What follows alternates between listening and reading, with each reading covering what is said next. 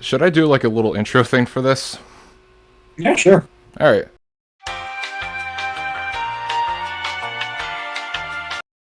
Hey everyone, it's Zar again, and today I'm going to be talking about Marvel's The Avengers from 2012. Now, I never saw this movie in the theaters when it came out, but I did watch it sometime later and forgot about most of it afterwards. But after watching it again with one of my friends on Discord, why don't you introduce yourself? Alright, you want to give a full... Fucking howdy, shitters. My name's Austin. Let's fucking watch a movie together. Alright, go ahead and start it. His channel will be linked in the description down below, so check him out after this video. I now have a full opinion on this movie. First of all, it was solid. Definitely shows its age compared to the newer MCU stuff nowadays, but I still had a decent time watching it. The Avengers were handled pretty well. The cinematography was passable, even though there are plenty of shots that probably could have been filmed better, and the action scenes were great. There's only one God, man. I'm pretty sure he doesn't dress like that. Whee! Where are we dropping, boys? Alright, first, the topic of the film, the Avengers themselves. Captain America, Iron Man, Thor, and Hulk were all handled perfectly in this film. The characters were well written, and they didn't go overboard with the whole wink and nudge routine of making fun of the characters. Most of the time, but I have to admit that some of the stuff in here is pretty funny. I love that Shakespeare joke when Iron Man fights Thor. Doth mother know you weareth her drapes? This is beyond you, metal man. Loki will face Asgardian justice. Name's Iron Man, It's you all yours. fuck. Well done. But back on the Avengers, Black Widow and Hawkeye were handled pretty good. I don't have that much of an attachment to these characters like I do the main four, but I thought that the actors did a good job with what they were given. I'm just a bit disappointed that Hawkeye spent a good chunk of the movie being brainwashed by Loki, but hey, it serves the story fine enough, and I can live with that. We get plenty of Hawkeye in the later movies anyway, so it's not that big a deal nowadays. I like how when he has this fucking spear like that, it looks like the fucking Wabbajack from Skyrim. Yoink! He sent that bitch to horny jail. And speaking of Loki, I thought I liked Loki in the first Thor movie, but holy crap, this movie does him so much better. Tom Hiddleston just steals the show whenever he's on screen, delivering a charismatic and sometimes frightening portrayal of Loki. Sure, his plan's a bit generic. He wants to conquer Earth/Midgard and rule over it with his scepter and an army of aliens, but it's not enough to make me like him any less. He was the best MCU villain for a long time, until a giant purple guy snapped his neck and stole the show even more than Loki did, but we'll get to Infinity War when we get to it. But yeah, Loki's the best thing about this film. What's the matter? Scared of a little lightning? I'm not overly fond of what. I'm about to get my ass beat. Well, shit. As for the other characters, Phil Coulson is great as usual. Unfortunately, though, this is the last time we'll see him for a while. But while we do see him, he is funny, and he is legitimately entertaining. I was actually surprised to see how much Nick Fury was featured in this movie, given that we don't see him that much in the MCU nowadays, aside from some very short scenes and cameos. I guess Sam Jackson's getting to be pretty expensive nowadays. But back on topic, Nick Fury is actually pretty cool here. He does have moments of stupidity here and there, but he was still fine. The only other characters who I don't have that strong of an opinion on were Maria Hill, she was just woman, and that one advisor guy who gave Loki the scepter, his name's the other. He's not really an important character, but I feel that he could have been a bit more menacing given that he's an advisor for Thanos. But other than that, everyone was fine or even great. Here's one of my favorite parts about the entire MCU. I've said this before Captain in my America. first Avenger review. There's absolutely nothing wrong with Cap. Nothing. And Chris Evans embodies his character fucking perfectly.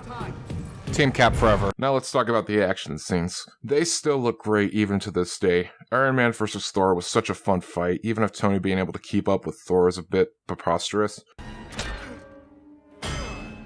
I'm amazed that Tony's still doing some damage to Thor. Yeah.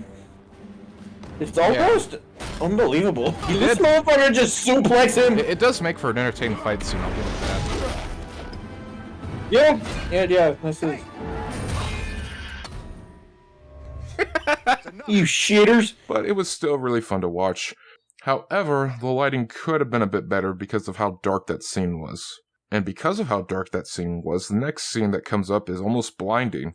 The Battle of New York is a really cool finale. I love seeing the characters teaming up and doing sick moves together. The ending of the fight where Tony has to redirect the nuke to the portal was genuinely tense. We all know he's still alive, but the way it was handled was fantastic. And the fight has other moments I like as well, such as when Hulk punches the Chitauri whale thing, the money shot of all the Avengers. Oh, there's the money shot, baby. And this line. And Hulk. Smash. The only action scene I didn't really like was the chase in the beginning. It has tons of weird angles, and it's just not that fun to watch. It was fun to make fun of, though. So, this movie is definitely... It definitely shows its age. There are definitely some shots that I don't like. And it definitely has Joss Whedon's, fingerprints on it. But...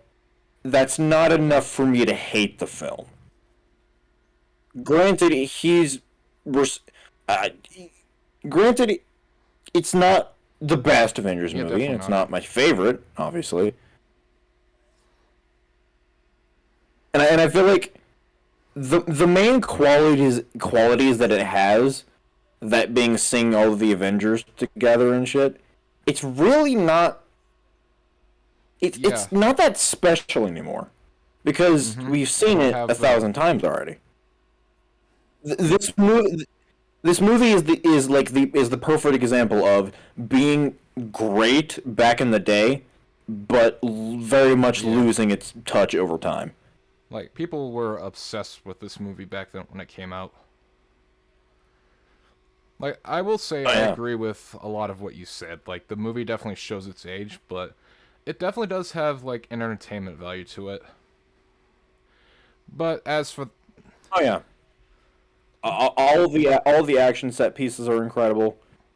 The Battle of New York is... never gets old. That never shows its age. Apart from, like, a couple shots here, which you can very clearly tell, like, for a half second, oh, that was clearly a green screen, that was clearly a blue screen, that was clearly added in post.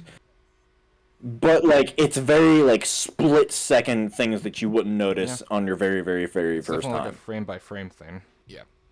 Yeah. It is still enjoyable, albeit a bit cheesy and corny at times. So, did I enjoy this movie? I'd say yes. While it definitely has its issues and shows its age, I'd still recommend at least watching it once. Maybe if you're doing what I'm doing and watching these films for a review series. So, yeah, 7 out of 10. Shameless plug! My YouTube is, I'll probably put it in the comments. I'll put it in the description of the video. That works. I just kind of upload random clips there. Alright, well, yep, see you later, Austin. Alright, see you, shitters. Okay, hold up, wait a minute, all good, just a week ago. Group at my house, and we party every weekend. So, on the radio, that's my favorite song. Make me bounce around like I don't know, like I won't be here long. Epilogue.